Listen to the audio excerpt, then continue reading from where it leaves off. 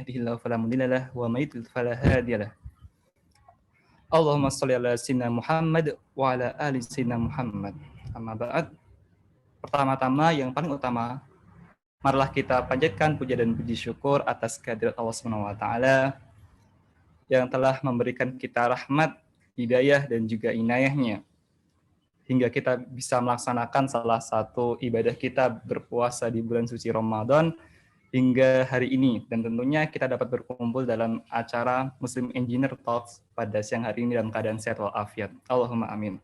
Dan tak lupa salawat serta salam senantiasa kita haturkan kepada junjungan kita Nabi Muhammad sallallahu alaihi wasallam, yang mana kita nanti syafaatnya di yaumil kiamah kelak.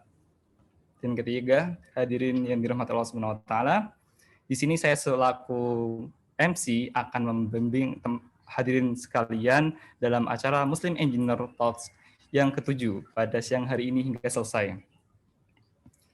Sebelumnya, saya akan membacakan susunan acara pada acara untuk Muslim Engineer Talks pada siang hari ini, yaitu yang pertama adalah pembukaan, yang kedua adalah pembacaan ayat suci Al-Quran, yang ketiga adalah pengenalan identitas pemateri oleh MC, dilanjut dengan acara inti, dan yang keempat adalah sesi tanya jawab, yang terakhir adalah penutup dan dokumentasi.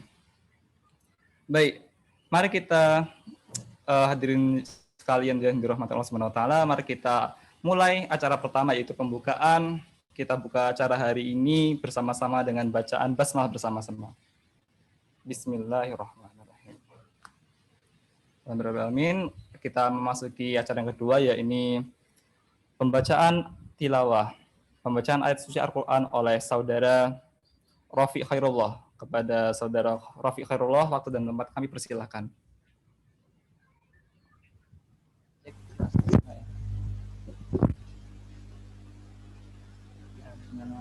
Assalamualaikum warahmatullahi wabarakatuh. A'udzu billahi minasy syaithanir rajim.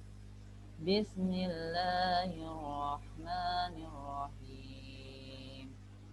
Alam tara anna Allah ya'lamu ma fis samawati wa ma fil ardh ما يكون من نجوى ثلاثة إلا هو رابعهم ولا خمسة إلا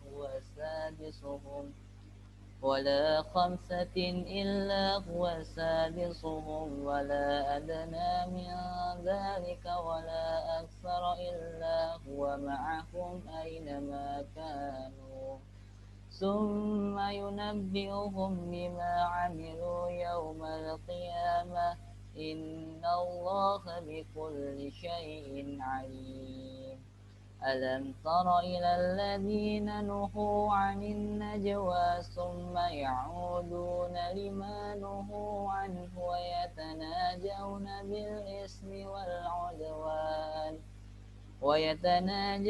بالإثم والعدوان ومعصية الرسول وإذا جاءوك حيوك بما لم يحيك به الله ويقولون في أنفسهم لولا يعذبنا الله بما نقول حسبهم جهنم يصلونها فبئس المصير يا أيها الذين آمنوا إذا تناجيتم فلا تتناجوا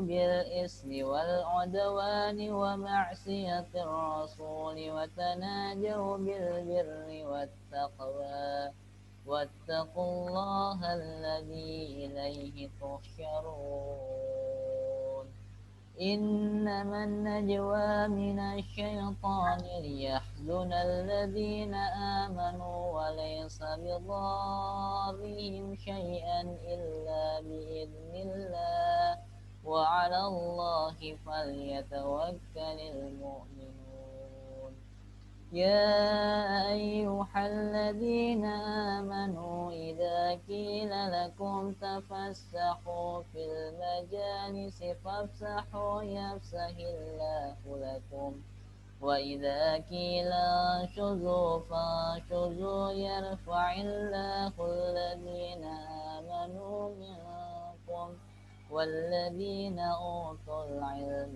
درجات والله بما تعملون خبير صدق الله العظيم. السلام عليكم ورحمة الله وبركاته.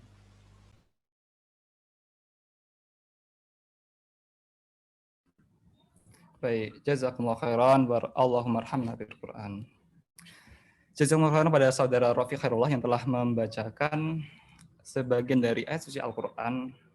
Semoga dengan apa yang dibacakan, kita bisa makin mencintai mencintai Al-Quran dan mendapatkan hidayahnya dari situ.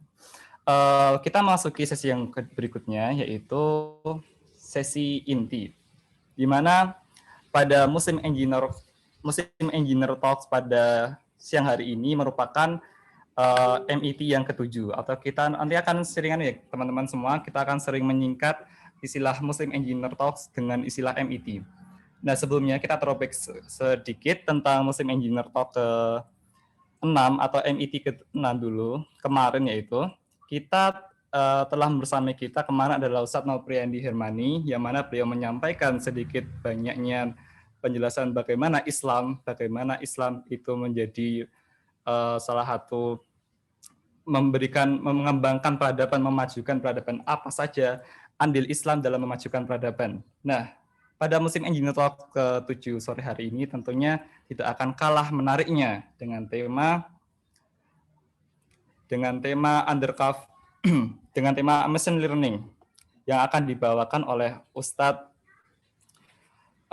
Nas, atau kerap dipanggil dengan Ustadz Nas atau Ustadz Nur Ahmad Setiawan. Dan telah bersama kita semua di sini Ustadz Nur Ahmad Setiawan. Beliau adalah salah satu dosen di Fakultas Teknik jurusan DTT, yang mana minat penelitian beliau adalah soft computing dan juga machine learning. Dan kepada Ustadz Nas, waktu dan tempat kami persilahkan.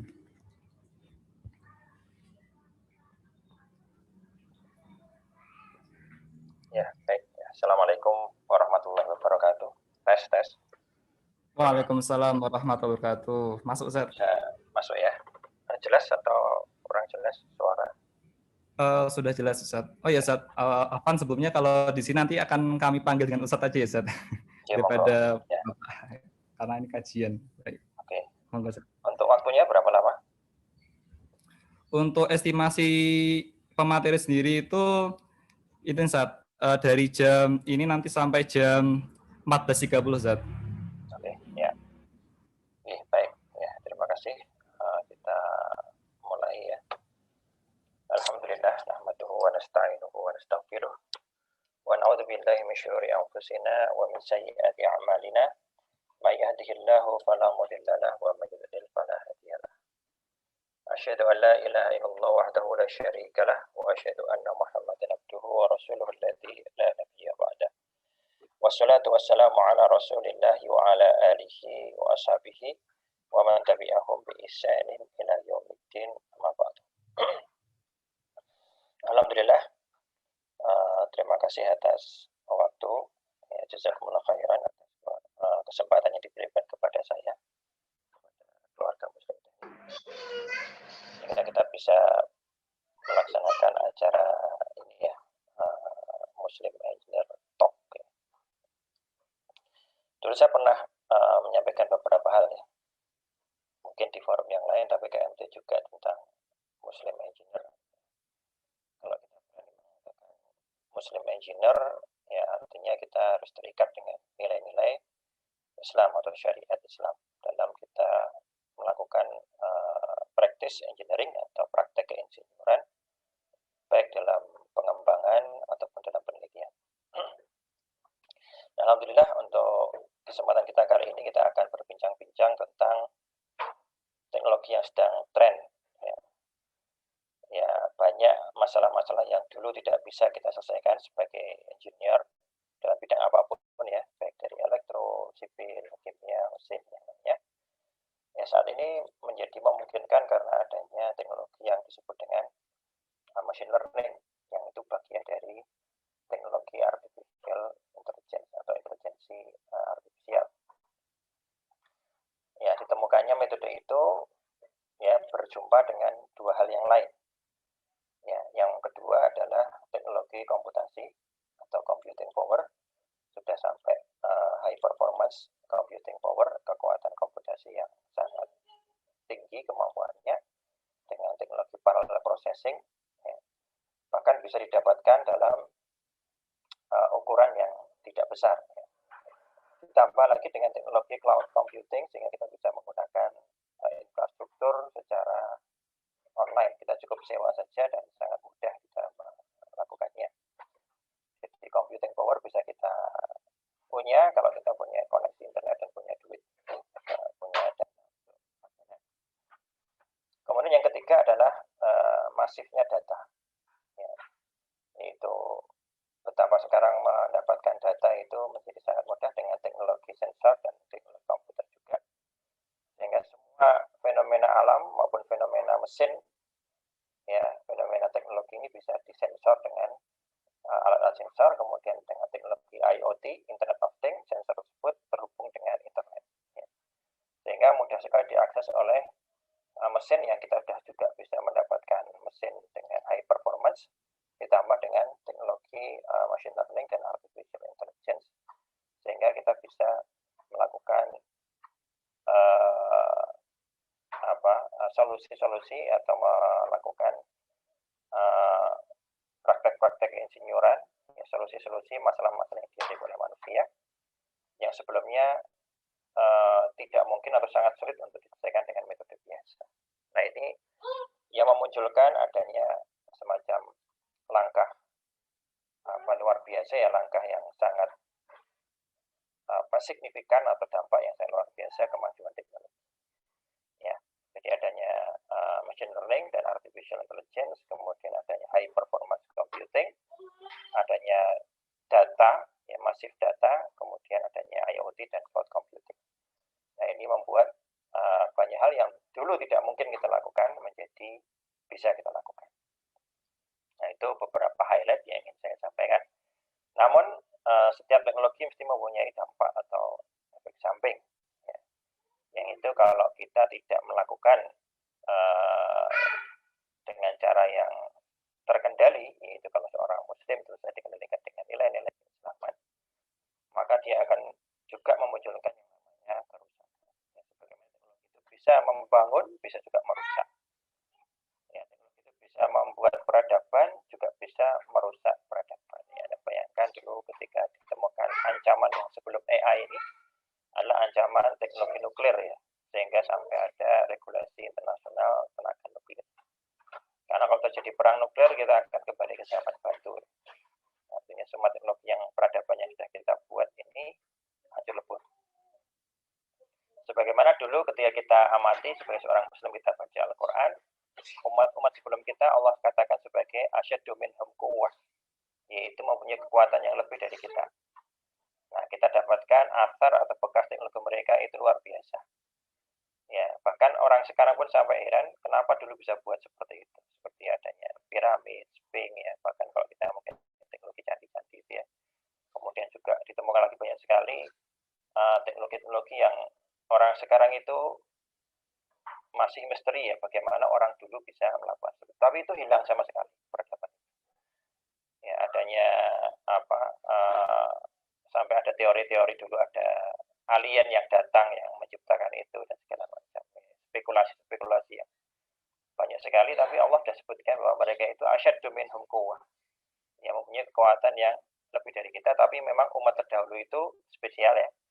Kita ini spesial. Umat terdahulu itu kalau Allah murka, ya Allah berikan mereka azab karena melanggar mencelakai nabi-nabi Allah Subhanahu wa taala, para nabi, maka mereka hapus, ya, dihapuskan oleh Allah Subhanahu wa taala tanpa bekas kecuali sedikit saja untuk pelajaran bagi umat setelahnya. kita semuanya saat ini, ya, sebagaimana kalau kita baca Al-Quran itu memang diberikan udzur, ya, sebagaimana penjelasan Nabi Muhammad SAW sendiri, artinya sampai hari kiamat. Ya. Jadi mass extinction itu, ya, kalau according atau kita melihat dari syariah, dari Al-Quran maupun As-Sunnah, itu tidak terjadi dalam arti sama dengan umat sebelum kita. Kalau mass extinction yang pertama adalah sejak zaman Nabi Nuh, ya, alaihissalam. Itu mass extinction atau hancurnya peradaban manusia pertama sekali. Ketika mereka menolak dakwah Nabi Nuh alaihissalam yang Allah sebutkan selama 950 tahun dia berdakwah. Nah, setelah itu terjadi yang lain. Ya. Alhamdulillah kita di umat yang terakhir yang sangat dekat dengan hari kiamat, itu Allah berikan izin bagi kita sampai matahari terbit dari barat, ya, atau sampai yugorgit, sampai nyawa ada di tenggorokan.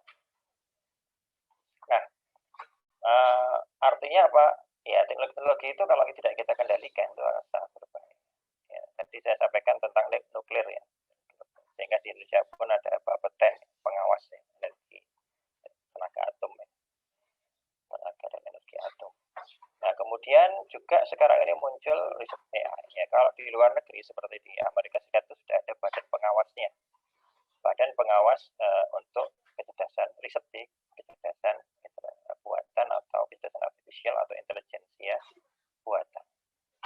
Nah, bagaimana kok bisa menjadikan ancaman? Nah, kita lihat dulu beberapa pengertian dasar. Mungkin ada beberapa saudara kita yang tidak atau belum begitu familiar dengan teknologi artificial intelligence.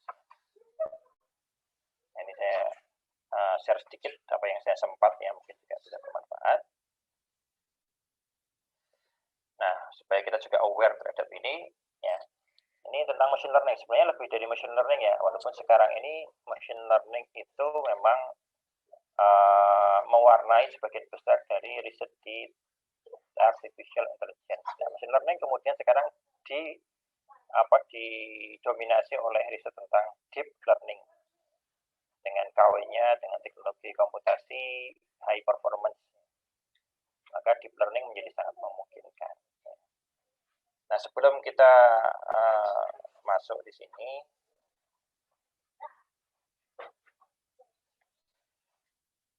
nah, jadi apa itu artificial intelligence? Yaitu, ya, kecerdasan atau intelijensi, ya. Intelijensi artificial yang buatan tidak asli. Jadi human-like, ya, dia human-like. Human-like atau kecerdasan aslinya itu dibuat memang menyerupai apa?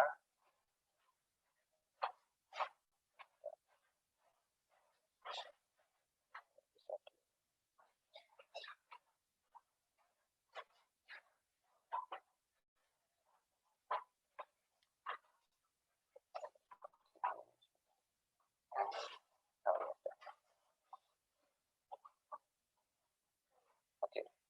Jadi dia human-like, ya, seperti manusia. Jadi intelijensi yang seperti manusia, tetapi bukan oleh manusia, tapi oleh mesin. Mesin itu bisa komputer, bisa robot, bisa embedded system, ya, apapun, ya, yang selain manusia. Ya, bisa juga nanti yang lebih mengerikan lagi adalah saat ini juga mulai dilakukan. Kalau kita bicara ranah saya itu kan mesin, ya. Ini mengimplement kemampuan manusia pada binatang, ya, seperti perkawinan monyet, ya, atau primata, ya, dengan manusia. Ini saya ngerti ini sangat melanggar etika, ya. Itu digabung, ya, ingin membuat manusia superhuman, ya. Mungkin manusia yang bisa seperti monyet tapi cerdas seperti manusia, tapi punya kemampuan fisik seperti gorila misalnya. Nah, itu sudah sampai ke sana, itu artificialnya tidak lagi mesin seperti komputer robot, ya, tetapi sudah ke makhluk lain, yaitu primata. Namun seperti saya di sini mesin, ya, masih bukan binatang hidup, bukan makhluk hidup, ya, tapi mesin. Nah, ini masuk apa? Semua yang bisa untuk mengambil keputusan, ya. semua untuk mengambil keputusan sebagaimana kita ya, keistimewaan manusia adalah bagaimana dia mengambil keputusan ya, berbasis pada knowledge ya, pengetahuan ya, kemudian masukan, kemudian pengalaman. Jadi kita semakin belajar ya, kita makin banyak pengetahuan, dan semakin melakukan semakin banyak pengalaman. Begitu ada input yang baru, kita bisa mengambil keputusan dan membuat output, create something yang bermanfaat. Nah, sedangkan machine learning ini adalah bagian dari artificial intelligence ya, yang itu ya kira-kira sebelum munculnya deep learning ini sangat populer. Jadi dia mesin yang bisa belajar dari data ya, yang ada sedikit situ intervensi manusia dalam memberikan masukan kepada mesin ya. Ya, misalkan dengan memberikan fitur-fitur tertentu ya yang diberikan kepada mesin dari data. Nah, karena jumlahnya tidak banyak, datanya juga tidak banyak ya, sehingga tidak memerlukan high performance computing. Nah, dengan ditemukannya data yang sangat banyak, kemudian teknologi komputasi yang luar biasa, parallel processing, muncullah machine learning yang lebih dalam atau deep learning. Nah, ini khususnya di neural network, ya, jadi menyerupai bagaimana otak manusia bekerja. Nah, ini sudah mulai menyerupai manusia sungguh-sungguh ya. Dan ini deep learning ini banyak sekali variannya yang langsung data, tidak perlu lagi intervensi dari manusia, dia sendiri yang belajar lebih mandiri ya, sehingga bisa menghasilkan hasil yang lebih baik, apalagi kalau datanya itu sangat banyak, dibantu dengan teknologi komputasi yang tinggi seperti graphical processing unit atau tensor processing unit, yaitu hardware yang dirancang khusus untuk massive parallel processing. Nah, deep learning inilah yang sekarang sangat erat dengan human level AI. Jadi kemampuan AI-nya itu sudah seperti human level, walaupun masih dalam particular area dan tergantung dengan jumlah data yang tersedia. Nah, sebelum kita lihat itu potential threat-nya, kita lihat lagi istilah AI, itu ada strong AI, ada weak AI. Nah, weak AI ini adalah AI yang dia fokus pada satu masalah spesifik, seperti expert system. Ya. Dia hanya bisa melaksanakan satu tipe pekerjaan. Ya. Sedangkan strong AI ini adalah general problem solver, yaitu dia seperti manusia, aslinya dia itu umum, bisa belajar apa saja. Ya. Kalau dia ingin belajar sesuatu, maka dia juga akan ahli di situ. Nah, jadi kalau strong AI ini bisa banyak fungsi. Jadi untuk bidang kedokteran, bidang engineering maupun bidang science, ya, bidang humaniora dan social science pun neural network-nya sama, ya, dan dia bisa belajar dari data masing-masing. Nah, itu masuk ke strong AI. Seperti deep learning ini sudah masuk ke strong AI. Sedangkan weak AI ini sangat tergantung dari intervensi manusia. Ya, ketika melakukan pengambilan keputusan. Ya. Nah, sekarang ini luar biasa dengan adanya deep learning ini, strong AI menjadi sangat kuat. Nah, ini mungkin ya kalau ini dikembangkan terus, diakselerasi, lama-kelamaan itu akan seperti manusia sampai ke level consciousness atau kesadaran. Tidak sekedar melakukan simulasi dari proses yang terjadi pada otak manusia, tapi ini memang pertanyaan besar ya, big question ya, consciousness atau kesadaran. Ya, ini ilmu sendiri juga di pengetahuan kita tentang kesadaran ya, seperti kita ini makhluk yang sadar. Kita sepakat ya, aksiomatik ya, bahwasanya human is consciousness being. Manusia itu adalah benda atau makhluk ya yang punya kesadaran, dirinya itu manusia, dan dia punya subjective feeling, bisa senang nggak senang, suka nggak suka, ya bisa merasakan makanan itu enak nggak enak dan seterusnya, ya, bahagia dan sedih, ya itu ya consciousness yang ada pada manusia. Nah, kita tahu ya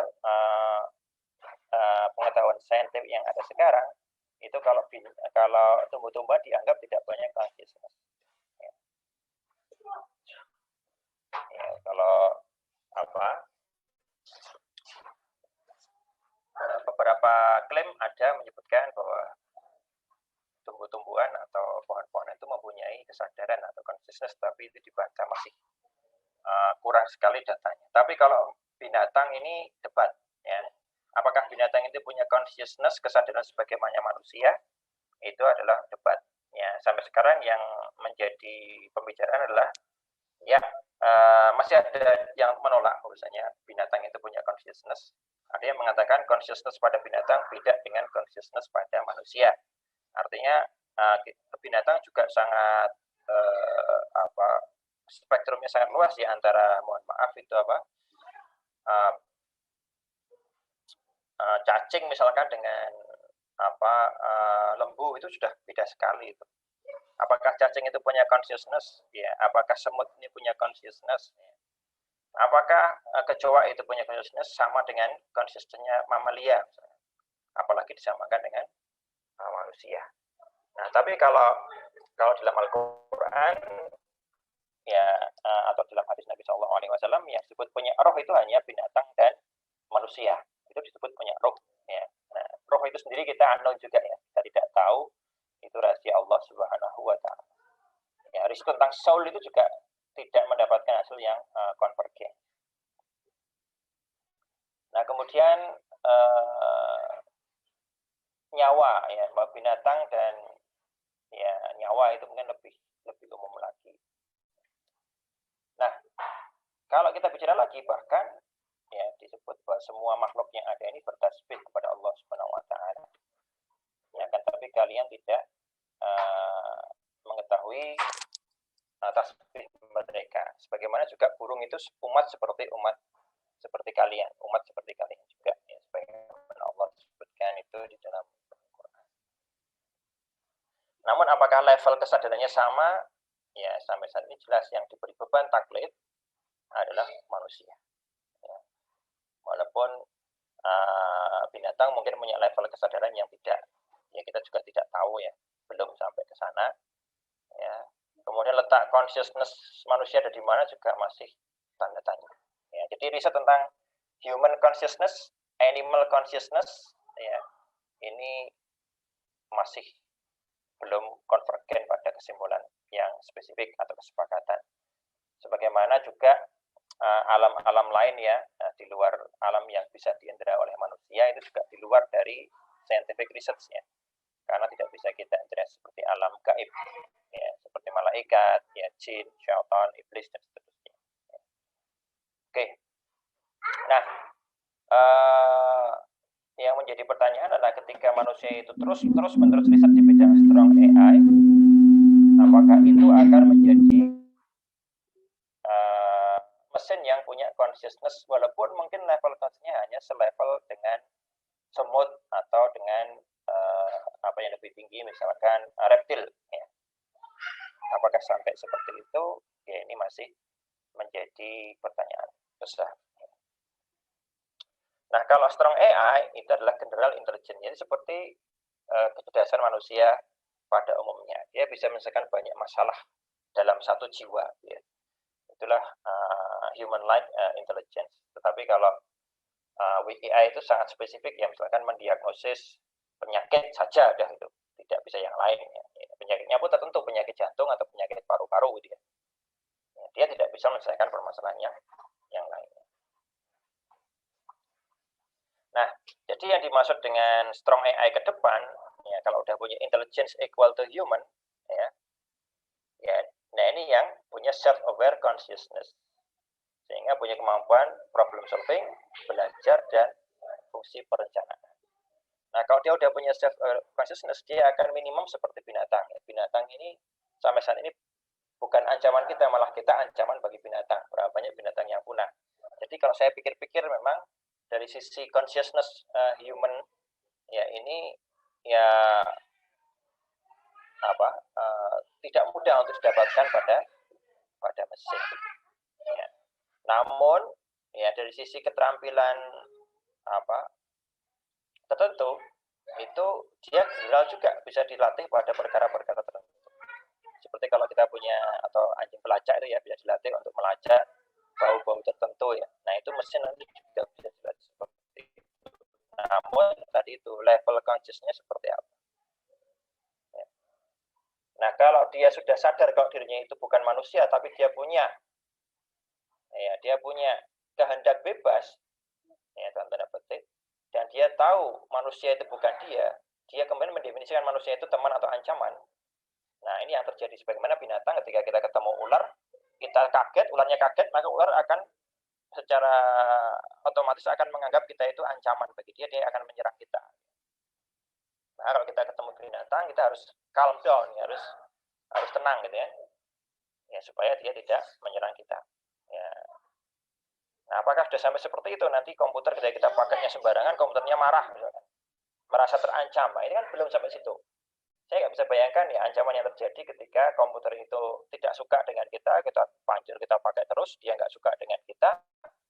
Kemudian setelah itu dia mengambil keputusan untuk tidak mau melayani kita atau menyerang kita.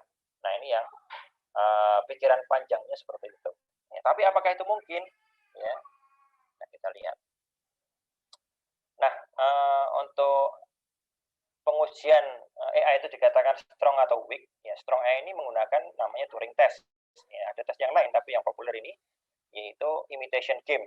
Jadi mengevaluasi apakah perilaku mesin itu bisa dibedakan dengan manusia. Kalau sudah tidak bisa dibedakan dengan manusia, maka dia sudah lulus atau lulus dari Turing test.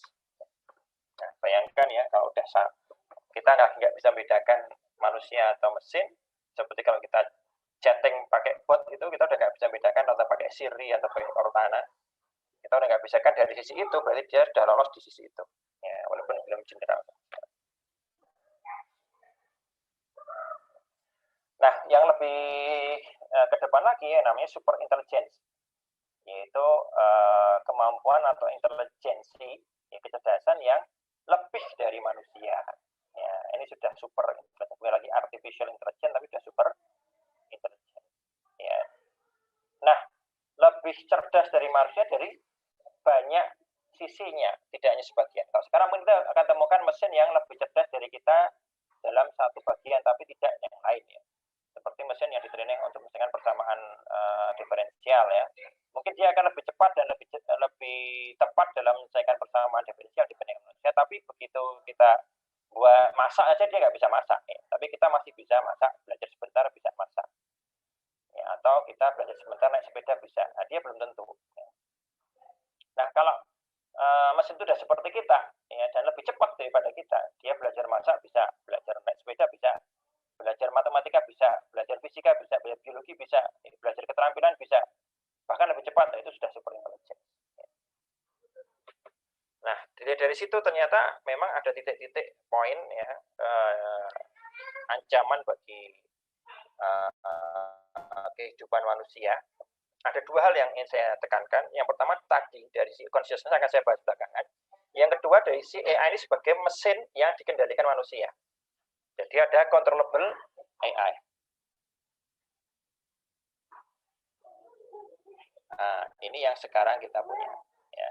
Ada uncontrollable AI. Nah, ini yang kita belum. Ya, yang ini kaitannya dengan consciousness AI. Ya, dia sudah menentukan jalan hidupnya sendiri. Ya. Nah, bagaimana kira-kira? Nah, kalau controllable ini sebenarnya the man behind the gun. Ya.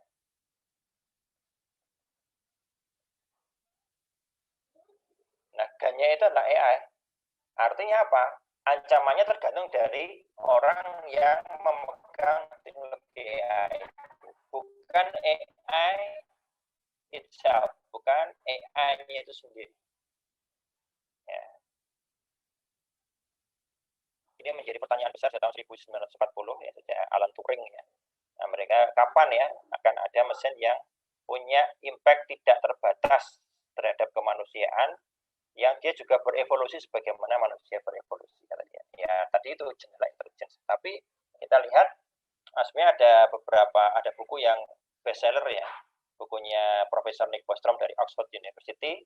Ini bukunya ada di internet, bisa dicari ya, Super Intelligence, Path, Dangers, and Strategy ya. Ya, nah, beliau melihatnya bukan dari sisi consciousness seperti yang saya ceritakan tadi, tapi beliau melihatnya dari sisi manusianya yang tidak mature. Ya, jadi adanya mismatch antara kedewasaan manusia, ya, kebijaksanaan manusia untuk saling bekerja sama dan menghormati orang lain, ya, dengan kemampuan instrumental teknologi untuk membuat perubahan yang ada di dunia ini. Ya, dia katakan bahwasanya ya kita tumbuh lebih kuat itu kekuatan kita tumbuh lebih cepat daripada kebijaksanaan. Ya. Nah, ini yang menjadi threat terhadap manusia itu sendiri. Ya.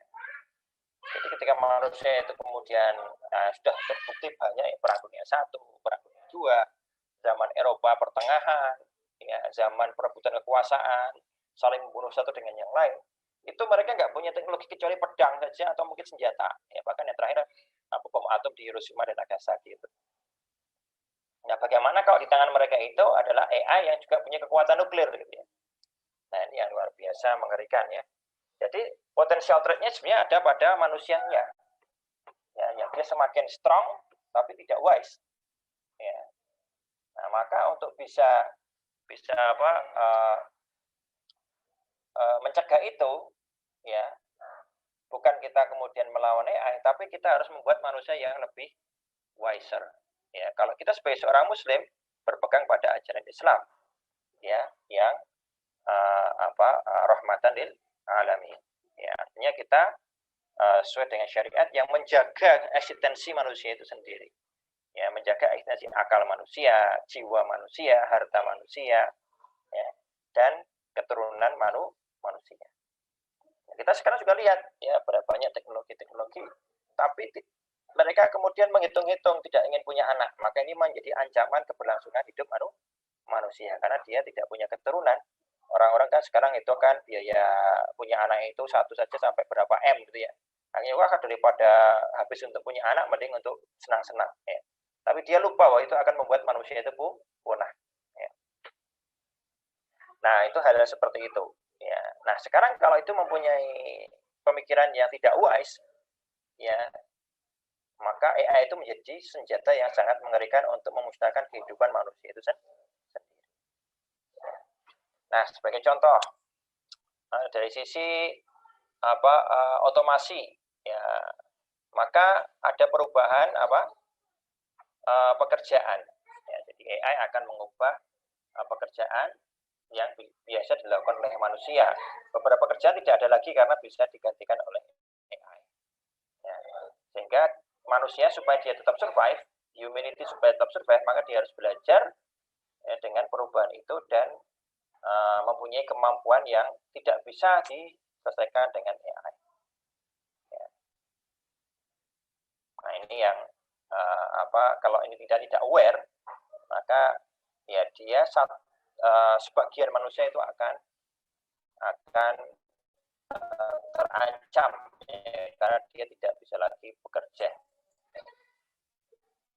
Kemudian dari sisi isu politik, sosial maupun yang hukum, ya. Jadi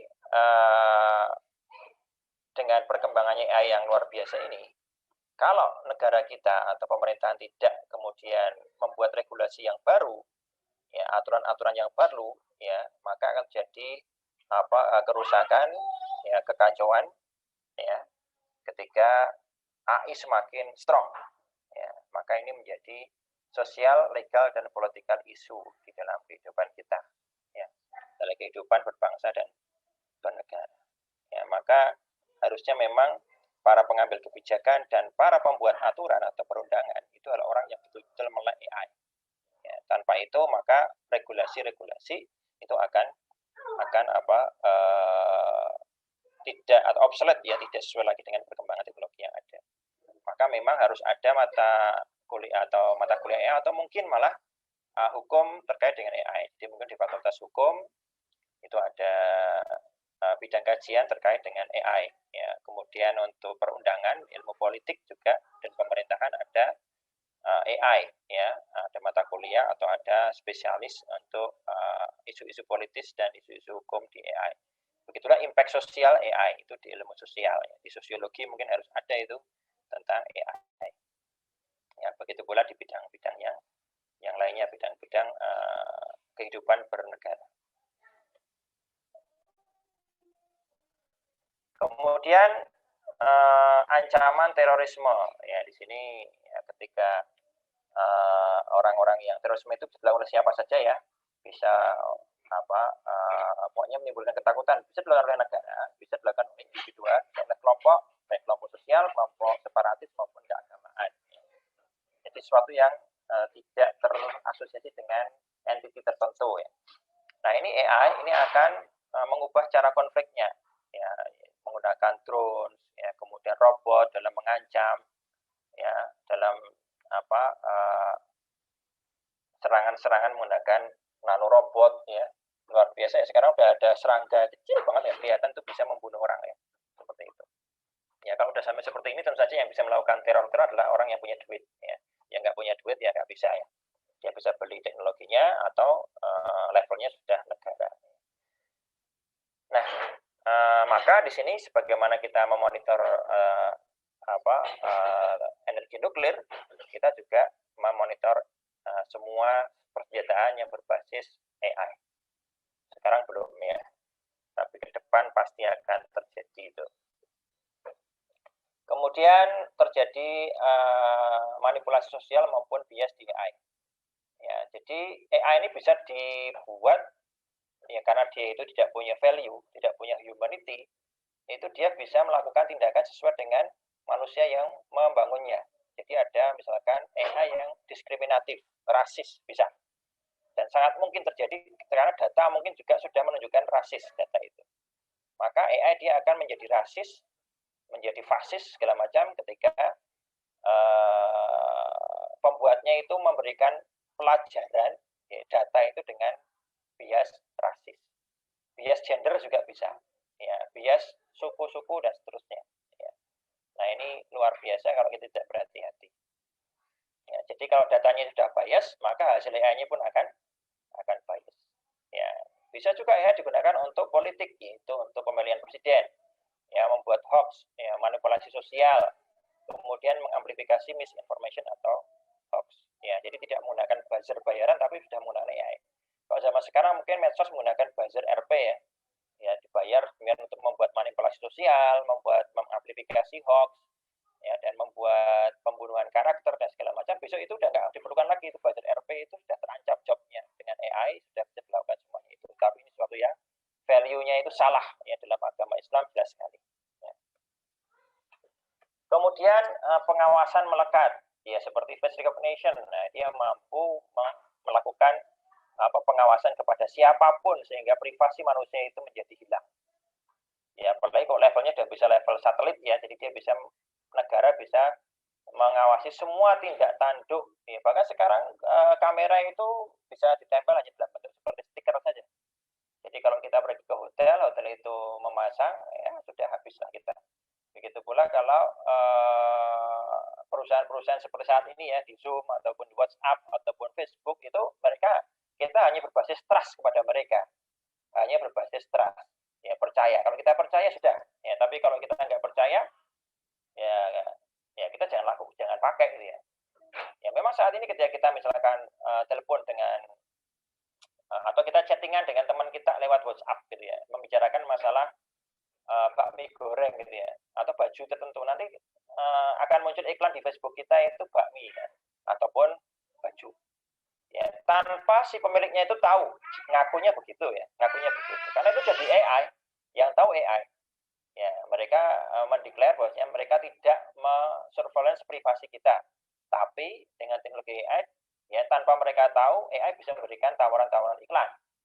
Ya, seperti itu. Jadi apa yang dinyatakan oleh WhatsApp, oleh Facebook, oleh Instagram dan lain-lainnya, itu dia tidak tahu apa yang kita bicarakan. Tapi mesinnya tahu dan akan gunakan mesin itu untuk kepentingan bisnis, yaitu menawarkan produk-produk ke kita.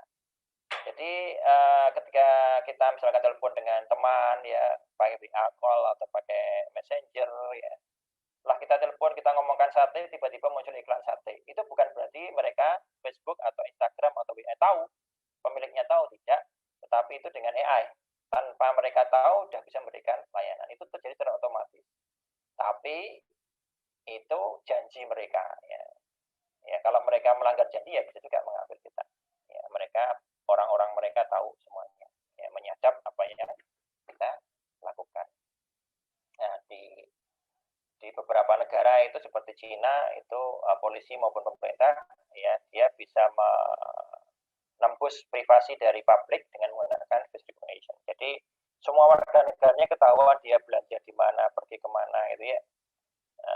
Dengan teknologi face recognition yang dipasang kamera berjubel di daerah-daerah di kota-kota, maka semuanya tahu ya. Jadi pemerintah tahu si A ini pergi kemana saja, ya, dia melanggar protokol kesehatan tidak ya tahu. Tapi itu kan nanti berlawanan dengan namanya public privacy.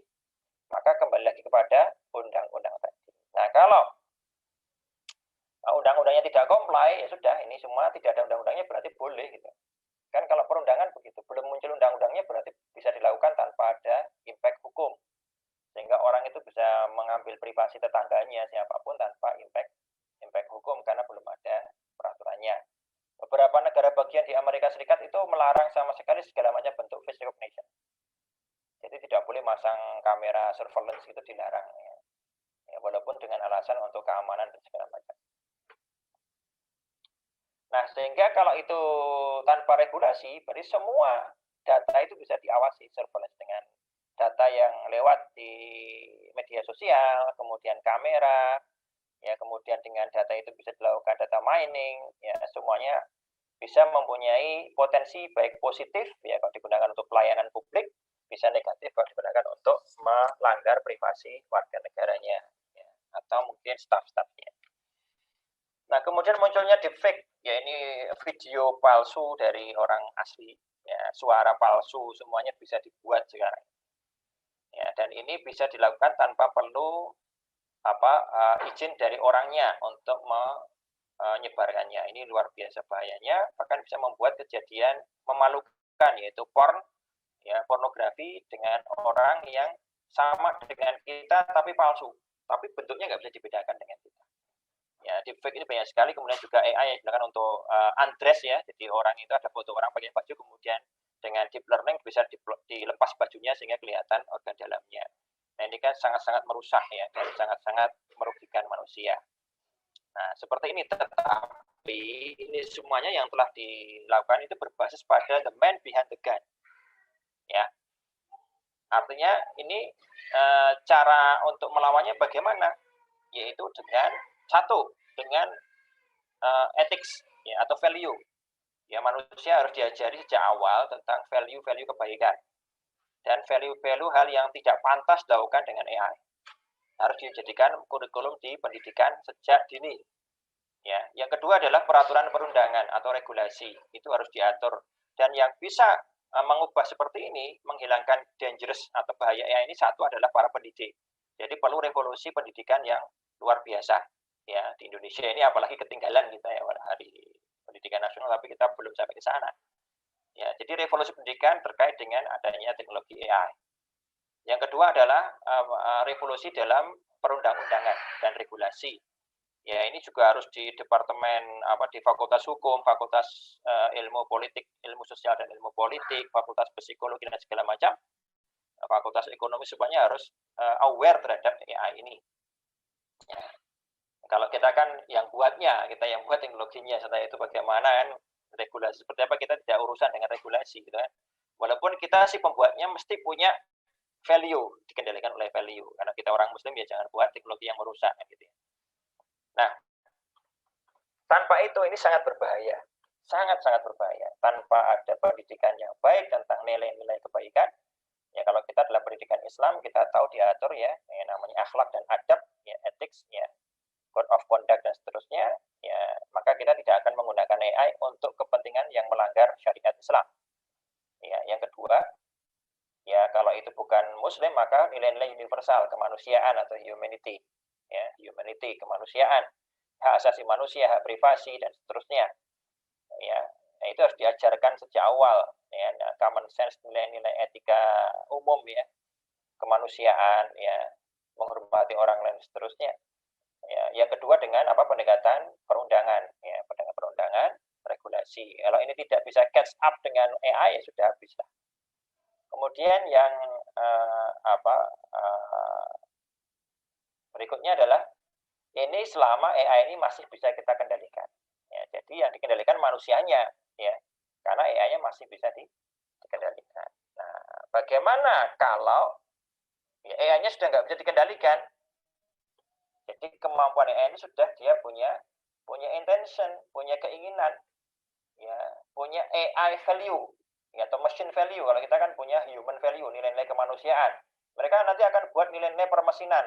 Ya. Nah, human itu akan dianggap sebagai apa oleh mesin. Nah, kalau udah seperti ini dan mereka punya niat untuk menyakiti, menyerang, dan mengatur kita. Jadi kalau itu ada dua regulasi yang dibuat oleh manusia dan regulasi yang dibuat oleh mesin, mesti akan tabrakan. Ya, ini adalah ancaman yang lebih mengerikan lagi dibandingkan dengan AI yang masih controllable. Nah, walaupun ini masih menjadi perdebatan sengit, jadi para pakar mereka tidak sepakat bahwasanya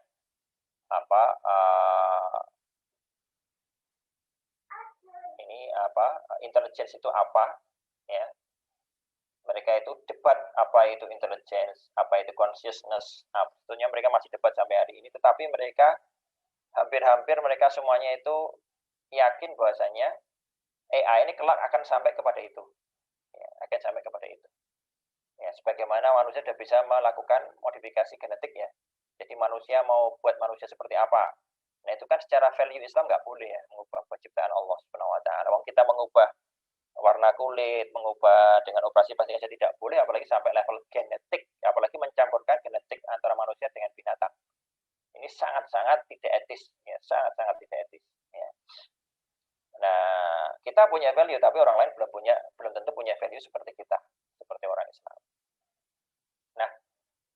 Nah, begitu pula dalam pengembangan AI, apakah orang-orang ini mau membuat AI yang seperti itu? Ya, seperti kalau dalam film-film science fiction seperti Skynet yang ada di Terminator itu.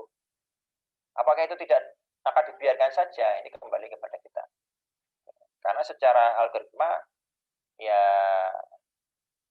walaupun masih menjadi perdebatan karena definisi consciousness juga masih menjadi perdebatan, tapi secara teknis ya bukan value, itu memungkinkan. Nah, ini ya, can programmable computer ever be conscious? Ya, apakah dia kemudian jadi sadar? Nah, jadi consciousness atau subjective feeling, ya, ada senang nggak suka segala macam. Nah, ini ya nanti kalau kita udah punya AI yang sudah seperti itu, ini nampaknya lucu dan luar biasa, tapi itu bisa menjadi ancaman. Kenapa? Kalau binatang itu kemampuan kognitifnya di bawah kita. Jadi bisa kita kendalikan. Tapi kalau AI dengan kemampuan seperti itu, dia punya perasaan, tapi kemampuan di atas kita yang akan punah. Kita akan diatur oleh logikanya kita akan diatur oleh mesin.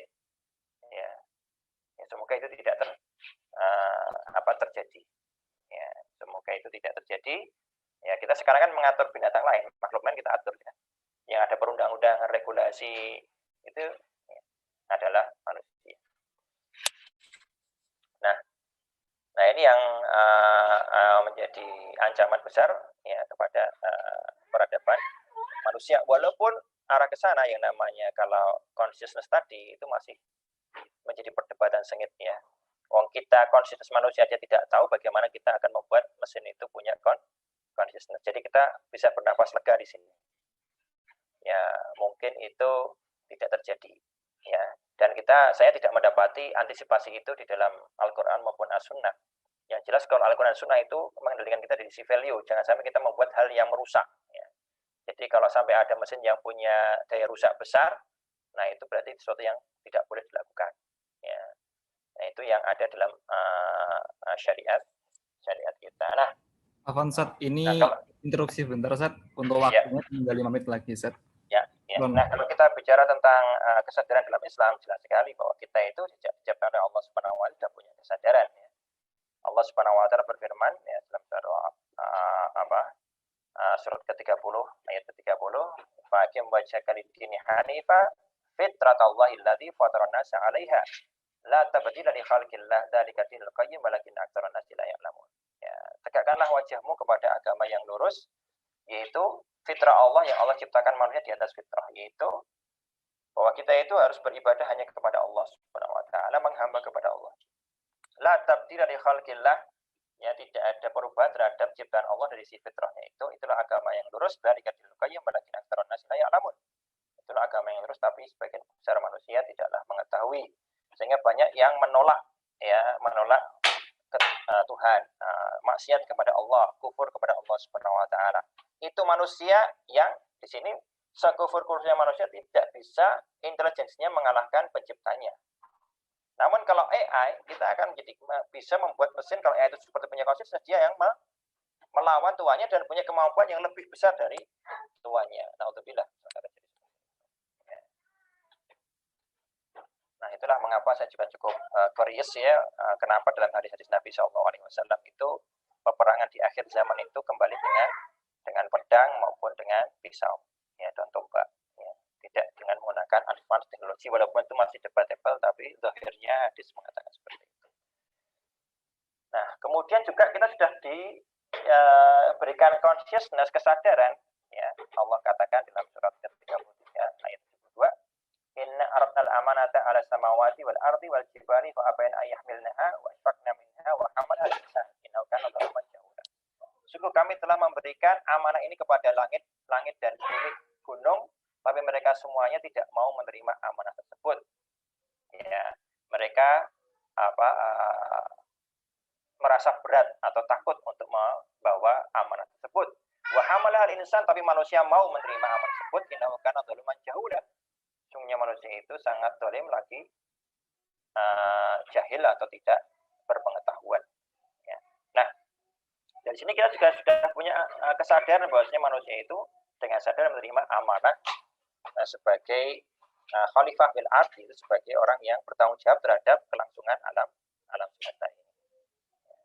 Bahkan ketika dalam surat Al-A'raf atau ya surat 7 ayat 172, wa idza akhadha rabbuka min bani adam min dhuhurihim dzurriyyatahum wa asyhadahum ala anfusihim alastu bi rabbikum. Ketika Allah Subhanahu wa taala mengambil dari Bani Adam, dari tulang sulbi mereka, yang mengambil anak cucu mereka dan menyaksikan mengambil persaksian atas mereka ala anfusihim alastu bi rabbikum, bukankah aku ini Tuhan kalian, Rabb kalian? Kita semuanya mengatakan qalu bala syahidna. Betul, kami bersaksi. Kita semuanya secara sadar dulu bersaksi. Antakulu yaumal qiyamati inna kunna an hadza ghafilin, ya. Dan dengan sebab itu kamu berkata sekarang ini pada hari kiamat, ya, sekarang pada saat hari kiamat besok kamu berkata inna kunna an hadza ghafilin, ya, sampai kamu berkata pada hari kiamat kami semuanya lupa terhadap persaksian. Makanya kita perlu ngaji, mengembalikan kesadaran kita bahwa kita itu makhluk Allah, bertanggung jawab beribadah hanya kepada Allah semata. Itu supaya kita kelak tidak termasuk orang-orang yang lupa terhadap diri kita atau tidak sadar. Nah, kalau kita bicara tentang ketidaksadaran, ya itu seperti kita yang ngelindur, ya, ngigau. Kita jalan-jalan seperti makhluk, jalan seperti robot, ya, tapi kita tidak sadar, ya, kita dalam keadaan diambil ruhnya oleh Allah Subhanahu wa taala. Masih pertanyaan di diri saya, ada ruh, ya, kemudian jiwa atau mind, ya, kemudian juga al-wa'i, yaitu consciousness. Nah, itu bagaimana konsep itu, apakah ya bisa itu terjadi pada mesin, ya, karena saat ini baru membicarakan masalah consciousness saja, belum pada ruh dan juga nafas atau jiwa. Allah Ta'ala alam, ya, semoga bisa menjadikan awareness kepada kita bahwa kita kalau melakukan penelitian, kita melakukan pengembangan harus dikendalikan oleh Islamic value. Jangan sampai kita membuat suatu teknologi yang merusak humanity itu sendiri dan merusak kemanusiaan itu sendiri. Allah Ta'ala alam, ya, semoga bermanfaat bagi kita. Ya, saya cukup sekian, waktu saya kembalikan kepada moderator. Alhamdulillahirabbil alamin.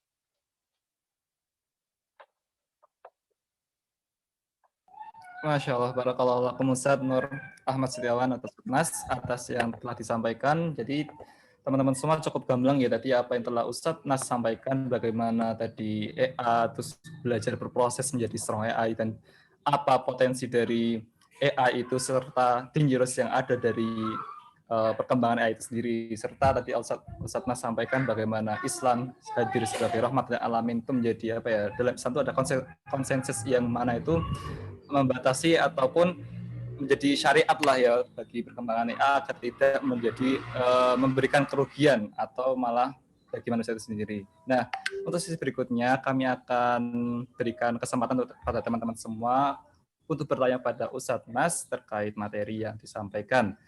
Ini mungkin teman-teman bisa silakan teman-teman untuk menuliskan pertanyaannya sesuai dengan format yang telah ditampilkan, yaitu nama _ pertanyaan di kolom komentar ya.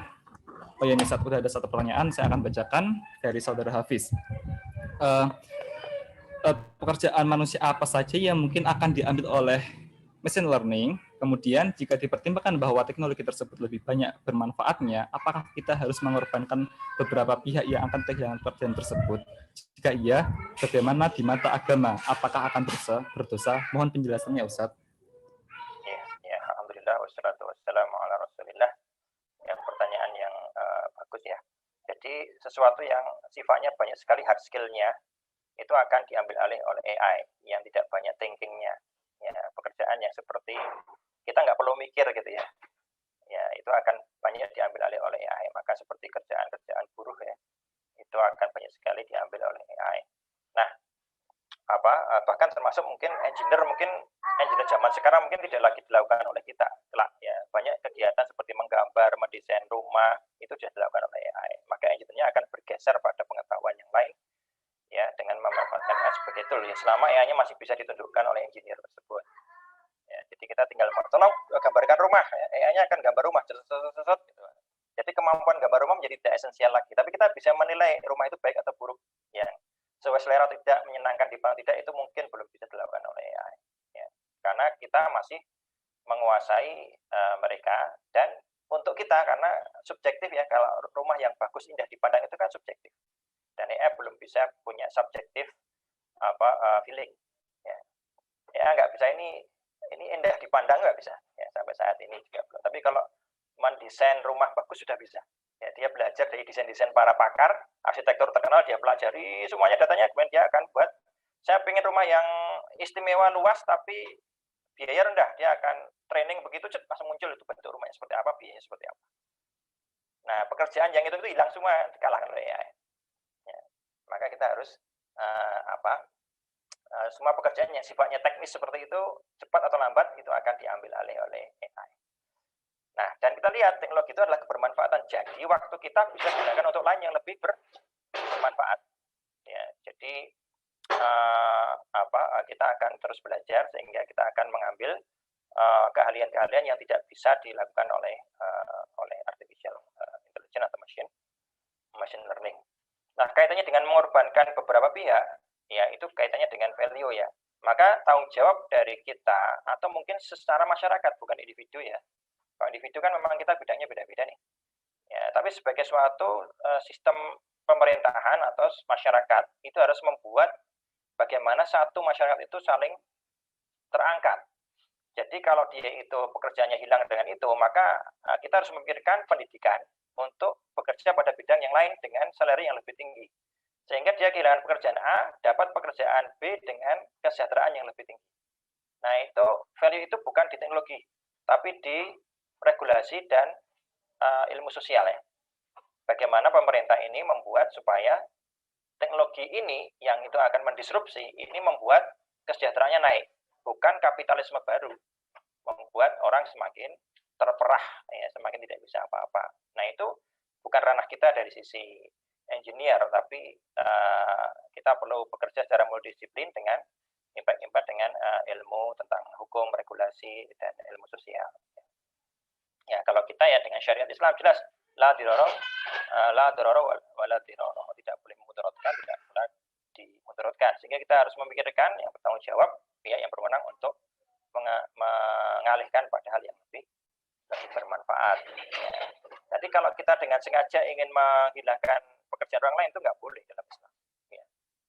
Ya, dalam kitab-kitab akhlak dan adab pun dibahas cukup jelas ya. Kita dengan sengaja menghilangkan pekerjaan orang lain itu haram. Ya, tidak boleh Bahkan tanpa AI pun tidak boleh ya, dengan sengaja ini kita punya saingan, gimana cara supaya dia bangkrut. Ya. Nah itu haram. Ya. Nah ini jelas sekali ya, mengorbankan beberapa pihak ini tidak boleh ya. Jadi harus diberikan hal yang lebih baik. Ini tanggung jawabnya bukan secara individu, tapi secara kolektif ya, masyarakat yang mempunyai nilai-nilai Islam. Ya, jadi bahkan orang yang nggak punya pekerjaan pun jadi tanggung jawab orang yang punya pekerjaan. Karena dalam Islam kan begitu. Ya, walaupun sebagian besar dari kita tidak melaksanakan ya, masa bodoh dengan itu, tidak punya niat membuat, kalau pemerintah tidak mampu ya kita buat NGO ya untuk membantu pemerintah mengataskan kemiskinan. Ya, itu tanggung jawab kita bersama. Tanggung jawab Anda dan saya semua. Ya, jadi kalau itu tidak terjadi, kita semuanya cuek, maka ya, berdosa. Jelas. Ya. Tetangganya lapar, kita kenyang aja kita berdosa. Itu sangat jelas kalau kita belajar Islam, value-value tersebut sangat ditekankan dalam kehidupan kita bermasyarakat. Ya, Allah Ta'ala alam. Barakallahu Ustaz atas jawabannya. Mungkin teman-teman lain yang ingin bertanya, ada pertanyaan lagi nih Ustaz dari saudari Anissa. Tentang bagaimana menyikapi politikus Indonesia yang bisa jadi tidak berpihak pada artificial intelligence karena mereka sejak awal hanya belajar ilmu politik, sedangkan regulasi umumnya berkaitan dengan bidang politik. Apakah kita sebagai orang yang punya ilmu tentang AI harus masuk ke ranah politik? Karena saya sering mendengar kalau ilmuwan yang masuk ke ranah politik pada akhirnya kalah dengan orang yang ahli politik sejak di awal pemerintahan. Mohon penjelasannya Ustaz. Ya, terima kasih. Ya, alhamdulillah ya. Jadi kalau kita bicara politik itu ada ilmu politik, ada politikus. Jadi yang betul-betul bisa mengubah regulasi itu politikus, yang mereka duduk di DPR. Kalau nggak terpilih ya nggak bisa dia mengubah regulasi. Ya. Jadi ahli ilmu politik itu belum tentu jadi politikus. Politikus kita kan tidak semuanya ahli politik, malah banyak yang bisnismen kan. Maka akan nampak di situ arahnya kemana. Ya, kalau memang arahnya itu kapitalis ya akan ke kapitalis. Itu wajar. Dan ilmuwan masuk ke politik, ya dia nggak punya suara ya nggak bisa. Ya, jadi dalam hal ini memang tidak semuanya bisa kita selesaikan ya. Jadi kita mungkin punya mimpi-mimpi yang besar. Tapi kita harus ingat antara lingkaran kekuasaan dan lingkaran pengaruh. Ya, lingkaran kekuasaan itu sampai mana? Kalau lingkaran kekuasaan dari saya sebagai dosen, saya nggak punya lingkaran kekuasaan tentang regulasi. Saya bisa produce paper ya, yang semoga dibaca oleh mereka itu. Ya, atau melakukan kegiatan seperti ini supaya mereka ada yang mendengarkan. Ya. Tapi itu lingkaran pengaruh namanya, walaupun kecil pengaruhnya. Nah, lingkaran kekuasaan saya cuma hanya pada mahasiswa pada saat di kelas, tidak lebih dari itu. Ya, dan juga partner saya atau tim saya dalam riset ya. Ya, sebagai dosen ya. Nah, tapi mungkin kalau sebagai ketua pengurus pusat Muhammadiyah atau pengurus PBNU, dia punya lingkaran pengaruh besar dan kekuasaan yang besar. Dan dia juga punya lingkaran pengaruh ke pemerintah. Nah, seperti itu harus kita pahami ya. Kadang-kadang kita itu ingin ini, tapi sebenarnya kan ya kita cukup kembalikan kepada lingkaran pengaruh kita itu sampai mana, lingkaran kekuasaan itu sampai mana. Nah, kalau kita ingin melingkarkan, memperkuat lingkaran pengaruh, ya harus eksis kan gitu ya, supaya kita didengarkan banyak orang, menjadi contoh teladan dan seterusnya, atau kegiatan sehingga menjadi rujukan banyak orang. Itu lingkaran pengaruh walaupun bukan lingkaran kekuasaan, karena kekuasaan itu kaitannya dengan pemerintahan, hanya pada pihak berwenang, namanya lingkaran kekuasaan ya. Tapi kekuasaan kenegaraan. Ya, saya tidak pesimis, tapi kita tetap optimis gitu ya. Ya, kalau memang kita ingin para regulator pemerintah itu ngerti AI, ya, bagaimana kita mendiseminasi AI ini dengan benar, supaya dengan harapan mereka mendengarkan bisa lewat YouTube, ya bisa eksis dengan membuat status di Twitter atau apa begitu tentang AI dan bahaya AI, tentang perlunya para pengambil kebijakan itu mengerti betul tentang AI ini potensinya seperti apa, baik positif maupun negatifnya. Itu yang bisa kita lakukan. Ya. Kalau Anda mau terjun ke politik, berarti Anda harus masuk parpol dan menggalang suara, dan sistemnya masih harus punya duit nanti ya segala macam. Ya, seperti itu. Jadi Anda sebagai mahasiswa ya lakukan sesuai dengan lingkaran pengaruh Anda dan kekuasaan Anda. Jadi tidak harus saya harus masuk politik, tidak harus, karena juga siapa yang memilih saya juga nggak ada. Ya, yang mungkin saya lakukan ya dengan apa yang saya bisa. Ya, ya kalau punya teman politikus ya baik ya, saya punya teman anggota DPR tinggal saya bilang aja, Mas ini Bu ya DPR itu membuat undang-undang terkait AI gitu kan. Nah, mungkin dia waktu sidang DPR akan menyampaikan ide itu, ada yang aware karena baca-baca juga. Nah, baru kemudian dirapatkan oleh mereka. Ya tinggal kita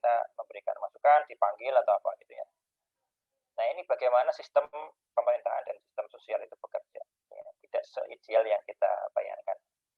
Harusnya pemerintah saintifik, ya kalau semuanya anggota DPR-nya saintifik, ya kalau enggak gimana ya? Mereka punya concern masing-masing, apalagi yang bisnis kan, concernnya bisnis. Kenapa kita enggak maju otomotif?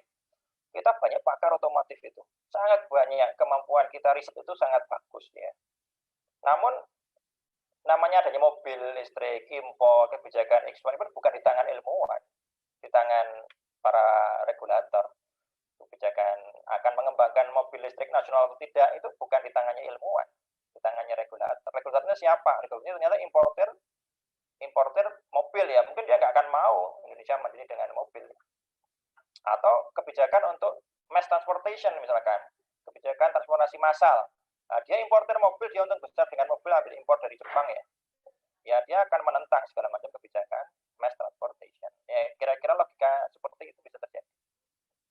Ya jadi ya, kalau peran kita ilmuwan ya sudahlah, kita fokus kepada ilmuwan yang excellence. Tapi kalau Anda putuskan mau terjun ke ranah politik dengan segala kelebihan dan kekurangannya dan bahayanya, ya silakan saja.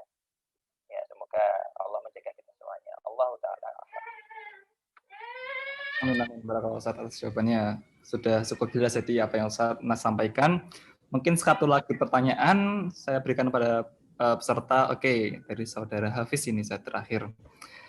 Izin bertanya lagi Ustaz, mohon maaf mungkin agak aneh. Apakah mungkin terjadi perang yang memperlawankan robot dengan robot bersenjata dengan teknologi AI? Karena di negara maju perkembangan AI di dunia militer sangat masif. Jika mungkin, apa dampak paling bahayanya? Terima kasih. Wah, cukup menarik. Ya, sangat mungkin ya, sangat mungkin. Alhamdulillah. Nanti perang itu robot dengan robot itu sangat mungkin kalau negaranya sama-sama kuat ya, sama-sama punya teknologi robot. Tapi kalau negaranya nggak kuat seperti kita, ya otomatis robot akan berperang dengan manusia dan kita akan jadi sasaran tembak para robot ya gitu. Ya, jadi kalau kita nggak menguasai itu ya kita akan dikuasai gitu.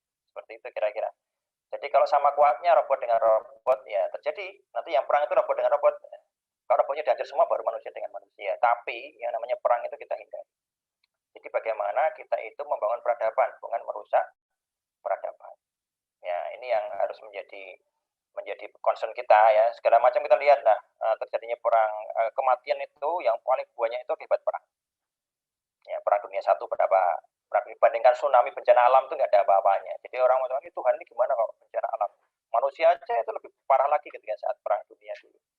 Ya, pembunuhan manusia zamannya perbudakan itu juga luar biasa banyak. Ngeri sekali lah kalau zaman dulu peperangan satu dengan yang lainnya. Jadi jangan sampai peperangan ini terjadi. Ya, jangan sampai itu terjadi karena kita jadi susah juga, nggak bisa dakwah, nggak bisa apa ya. Kecuali itu tidak bisa dihindari, namanya membela diri ya. Kita tidak akan mukul orang ya, tapi kalau ada orang mukul kita terpaksa membela diri, itu sudah tidak bisa ada alternatif lain ya, seperti itu. Tapi jangan sampai itu terjadi. Ya, jadi daripada kita buat teknologi yang kita belajar bela diri melawan penjahat dengan segala macam teknik, tapi kita hidup di tengah banyak penjahat, itu lebih susah dibandingkan kita berdakwah mengajak orang jadi masyarakat yang baik dan aman. Jadi kalau kita bisa membuat masyarakat itu dakwah dengan baik, aman, kita mendidik dengan baik ya. Para guru itu ujung tombak itu. Jadi kalau para guru itu kemudian mendidik anak-anak jadi orang yang berakhlak mulia, ya sampai pintu nggak perlu dikunci itulah ya. Itu tidak akan dimasuki maling. Daripada kita punya senjata lengkap di rumah, punya golok, punya bedil, punya pistol dengan lisensi Perbakin atau Polri segala macam, tapi kita kiri kanannya semuanya penjahat, ya malah nggak tenang.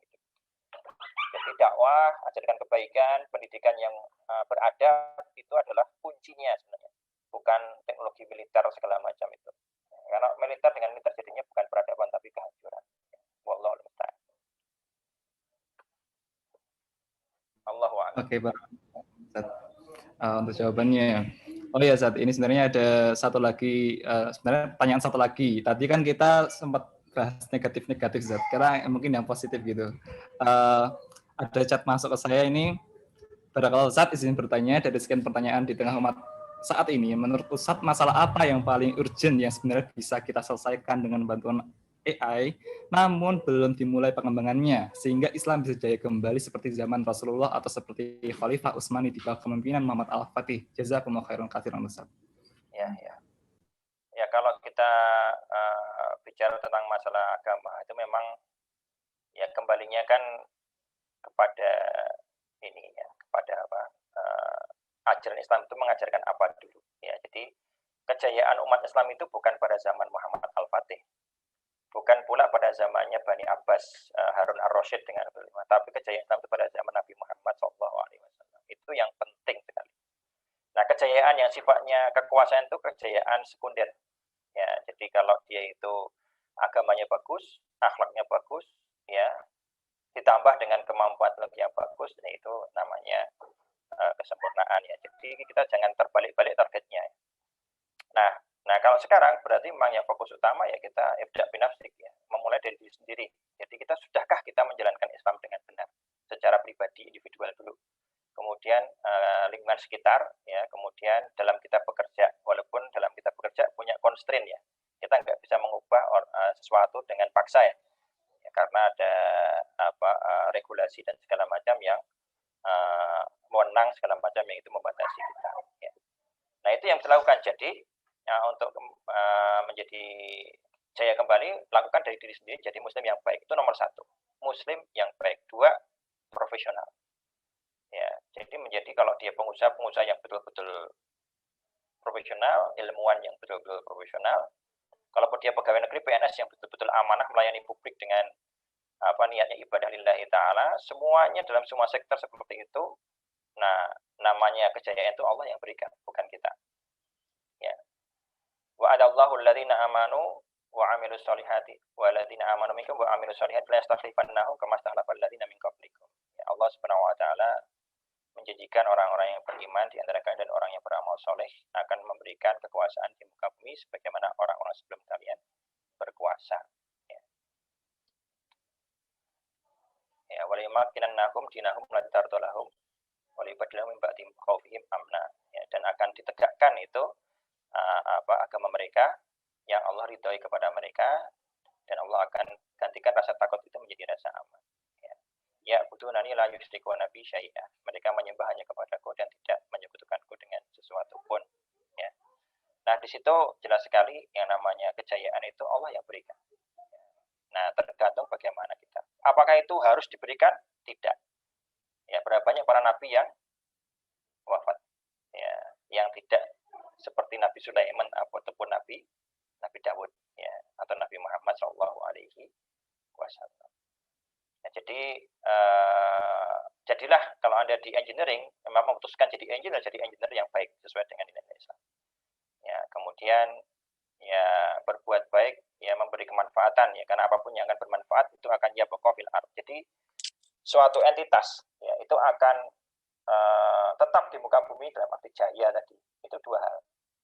Yang pertama adalah dia bermanfaat. Jadi kalau ada orang yang nggak bermanfaat, Anda akan dilupakan orang dan akan dihindari orang.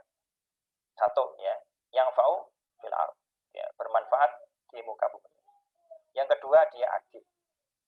Ya, bahkan daulah yang dia bukan muslimah, tapi adil itu sunatullah akan lebih langgeng dibandingkan daulah yang berlabel Islam tapi tidak adil. Nah, jadi kenapa daulah Islam kok tidak langgeng? Ya karena terjadinya kezaliman. Ya. Maka walaupun dia khilafah, walaupun dia itu menggunakan undang-undang Al-Quran dan Sunnah, tapi dia pelaksanaannya tidak adil, ya bias, ya zalim, pilih kasih segala macam, ya itu pun akan dilenyapkan oleh Allah Subhanahu wa taala. Dengan daulah kafirah yang bukan muslim, tapi dia adil, maka dia akan mengambil hati rakyat. Rakyat tidak akan berontak, rakyat sejahtera, ya, semua keinginannya dipenuhi, gitu kan, ibadahnya dipenuhi oleh negara tersebut walaupun dia tidak menggunakan undang-undang Islam. Sunatullah dia akan lebih langgeng. Nah ini yang kalau kita ngejarnya itu, ya. Tapi yang kita kejar yang pribadi adalah minimal kita itu harus tunduk dengan syariat Islam, dan kita ingin adil baik dari sisi hukum sesuai dengan syariat Islam, ya, tapi juga pelaksanaannya juga sesuai syariat Islam.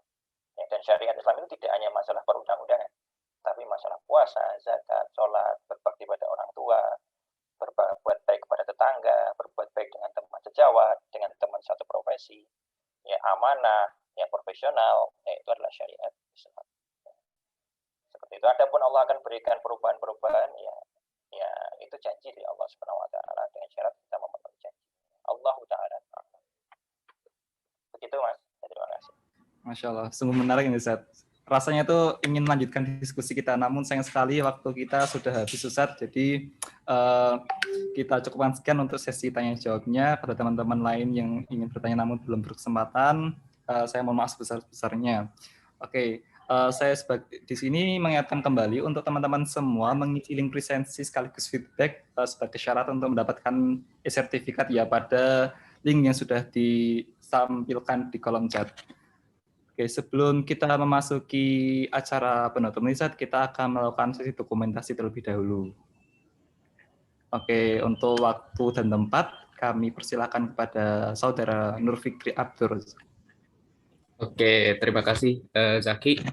Monggo teman-teman yang ingin ikut foto bareng, dokumentasi, dihidupkan kameranya. Mungkin saya tunggu 1-2 menit.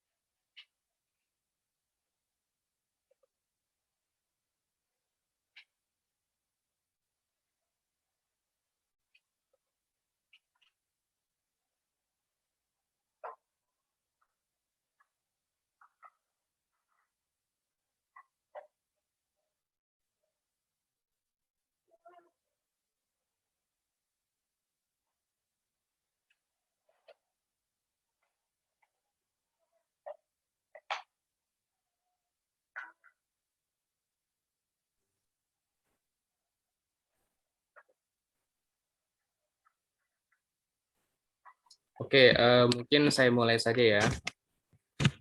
1, 2, 3. 1, 2, 3. 1, 2, 3.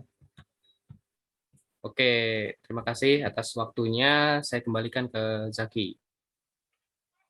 Oke, Mas. Terima kasih Saudara Nur Fikri untuk itu ya, telah mengambil sesi dokumentasi.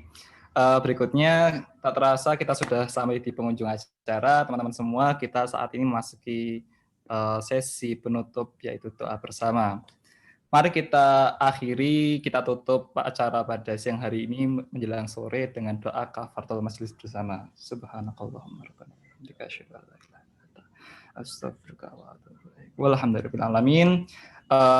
Sekian dari kami, segenap panitia. Apabila terdapat kesalahan dan juga kurang nyaman dari kami semua, kami ucapkan mohon maaf sebesar-besarnya. Wabillahi taufiq wal hidayah wal inayah. Adunu kifai fi hadhihi sa'ah. Wassalamualaikum warahmatullahi wabarakatuh. Waalaikumsalam warahmatullahi wabarakatuh. Izin pamit ya. Jazakumullah khairan Ustaz. Monggo Ustaz. Barakallahu fiikum. Amin amin wa iyyakum.